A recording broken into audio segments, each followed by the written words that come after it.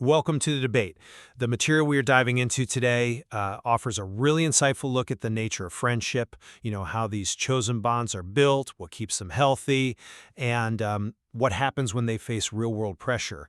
The text we've been reviewing, it consistently frames strong relationships using two key components. There's the deep, stable assurance of trust, and then there's a visible proof of sustained reciprocal action. That duality, yeah, that tension between being and doing, it's fascinating. It really is. And that's our central question today. When we talk about the essence of a strong, true friendship, are we defining it primarily by a stable, foundational commitment and unconditional acceptance? Or is it more about sustained, active effort and continuous reciprocity? So for today's discussion, I'm going to argue that the definitive measure of a friendship lies in the active effort and reciprocity demonstrated over time. Okay. And I'll be taking the opposing view. I believe the core strength, the true defining trait of friendship resides in the foundational commitment and acceptance, that initial sort of unconditional choice and the subsequent trust that allows the relationship to withstand the inevitable failures of effort. Right, so my position, it really starts with what the material shows us actually sustains these bonds. I mean, the text doesn't just describe friendship as a feeling, does it? It describes it as work. It explicitly uses the metaphor of a bridge built from both sides, which is a pretty clear implication that it is a two-way street requiring active giving and receiving support. I see why you think that. And look, effort is certainly required for the relationship to function. I won't deny that. But I think you're maybe defining the maintenance of the friendship rather than its inherent value. Well, isn't the value proven in the maintenance? A truly strong friend, they show up, right? Not just in concept, but in reality. They answer that desperate call at 2 a.m. They bring soup and tea when you're sick. They help pack boxes when you move. These actions, combined with the smaller everyday habits, the checking in, the quick messages, these are the tangible ways we keep the connection alive. Presence through continuous action is, I think, what distinguishes a strong friend from someone who simply offers, passive regard. That's a compelling argument, focusing on visibility, definitely. But let's consider the origin for a moment. The special nature of friendship is that we choose these people, unlike family. And this choice, it seems intrinsically tied to unconditional acceptance. A friend, the text tells us quite clearly, accepts you for who you are. Now, the true strength of that commitment, I'd argue, is proven when it endures despite the lack of immediate action. Think about the description of close friends just sitting together in silence, where that quiet is okay too. There's no effort there, no action, just shared acceptance. Or look at the stated ideal, giving and receiving love without expecting anything in return. That isn't reciprocity in the transactional sense. That's commitment. The motive isn't to calculate and track actions. The motive is, unconditional regard. Commitment is the engine, really, that allows for the moments when effort slows down. Okay, but if commitment is the defining factor, let's test that against a serious failure of action. The role of forgiveness. The text gives us that example of Lisa forgetting a birthday. Now, if the foundational commitment were truly all-powerful, why would the subsequent act of forgiveness even be necessary? The bond was visibly damaged, wasn't it? And it wasn't saved by just passive acceptance, but by a necessary active step, the apology, the call, the conscious decision to repair the relationship. I'm not convinced by that line of reasoning, because the action of the apology and the action of forgiveness, they're only relevant because the commitment already existed. When the narrator decided to forgive Lisa, the justification wasn't, oh, she apologized well. It was, and I'm quoting here, because she is my friend and our friendship is more important than one mistake.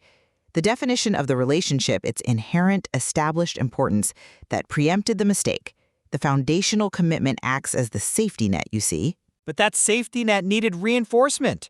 The narrator was hurt, which means the bridge was broken in that moment. That's why the material specifically advises the reader, if you miss someone or you've had a fight, send them a message. That's all it takes to rebuild a bridge. Forgiveness requires the action of reconciliation, doesn't it? It means you are actively solving problems with your friends today, not simply relying on some acceptance established 3 years ago. I think you might be confusing consequence with cause there. The commitment is the cause. The feeling of hurt is the consequence of violating trust, sure, but the commitment ensures the bond survives that violation. True friends, as the text says, don't leave after a small fight. They stay not because they've just done a quick calculation that the cost of leaving is too high, but because the intrinsic value of the relationship, the acceptance, it outweighs the temporary lapse in effort. If forgiveness were purely defined by active steps, it would feel, well, transactional. Here, it feels more like an affirmation of something enduring. Okay, let's take that idea then, action versus commitment, and apply it to a practical distinction the material draws. The reality of online versus physical presence.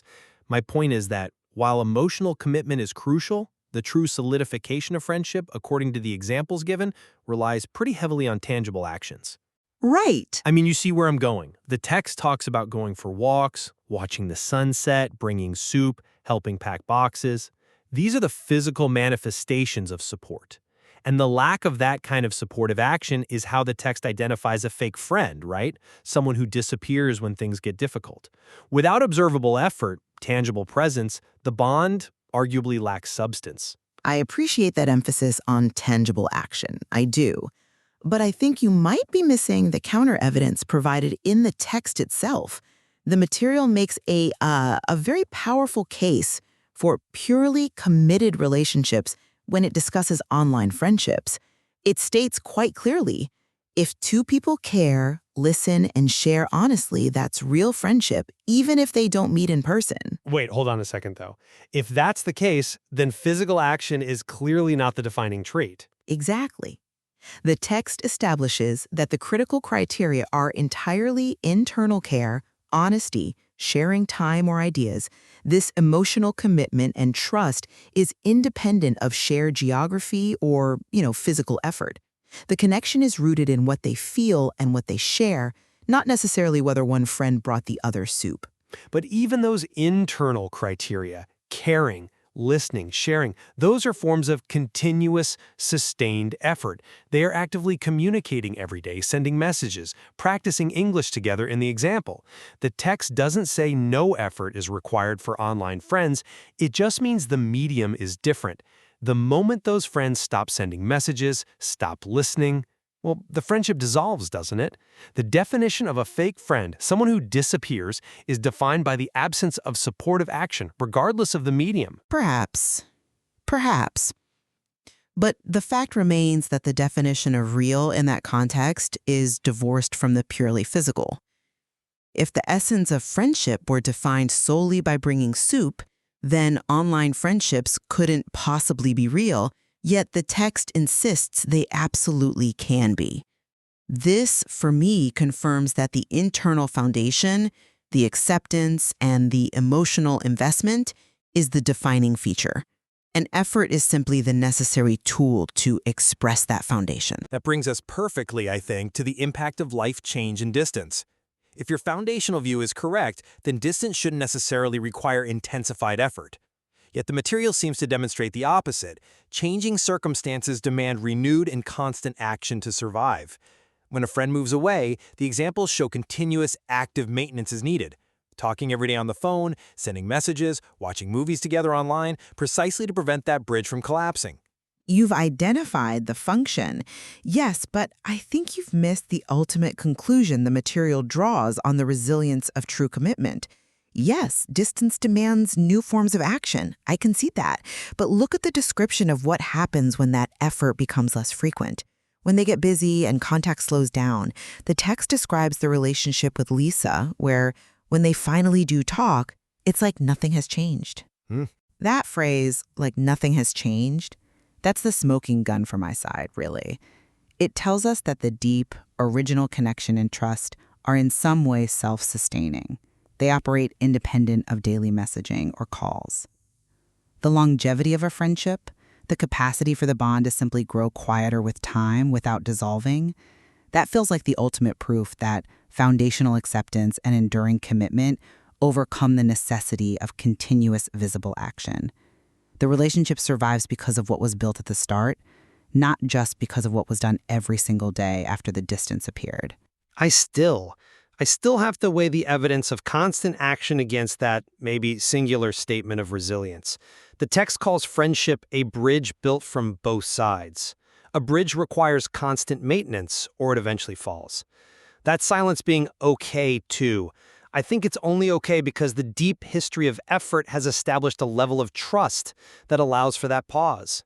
But pause too long, and the commitment risks fading into just nostalgia.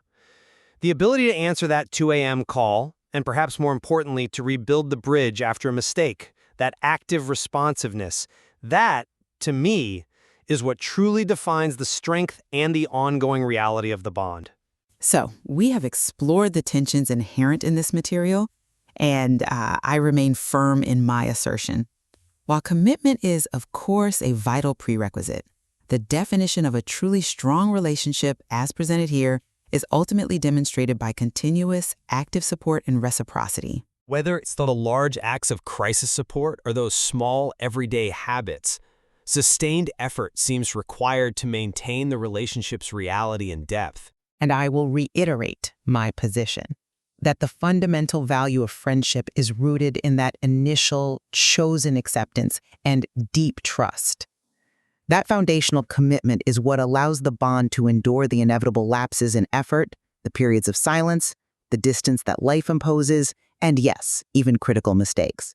It is the core acceptance, I believe, that makes forgiveness possible and ensures the relationship remains whole, even when the visibility of effort slows down.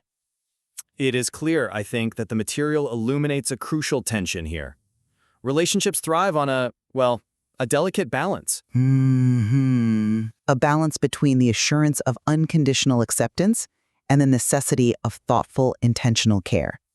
And ultimately, it is for the listener to weigh which element they find fundamentally more definitive in determining the true nature of a lasting friend.